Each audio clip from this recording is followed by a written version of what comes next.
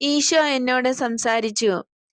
ഭയപ്പെടേണ്ട, ഞാൻ തന്നെയാണ് നിന്നോട് സംസാരിച്ചത്. നിത്യസ്നേഹവും നിത്യസത്യത്തിന്റെ ശബ്ദവുമായ ഞാൻ തന്നെ. എന്റെ വിമല മാതാവ് ലോകരാജ്ഞിയായി അംഗീകരിക്കപ്പെടണമെന്നത് എന്റെ അഭിലാഷവും ഹിതവുമാണ്. അതുകൊണ്ട് ഈ സന്ദേശം എന്റെ പുരോഹിതരിലേക്ക് എത്തണം.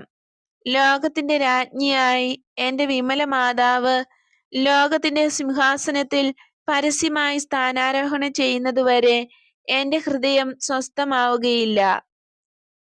ശങ്കയോടെ ഞാൻ മറുപടി പറഞ്ഞു, എനിക്ക് ഇത് വൈദികരോട് പറയാൻ സാധിക്കുകയില്ല. കാരണം എന്റെ ഹംഗറി ഭാഷ മോശമാണ്. അങ്ങയുടെ സന്ദേശം ഉചിതമായ വിധം ധരിപ്പിക്കാൻ എനിക്ക് സാധിക്കാതെ വരാം എന്ന അപകടവുമുണ്ട്. ഇത് കേട്ട് കർത്താവ് എന്നെ ഇങ്ങനെ സാന്ത്വനപ്പെടുത്തി.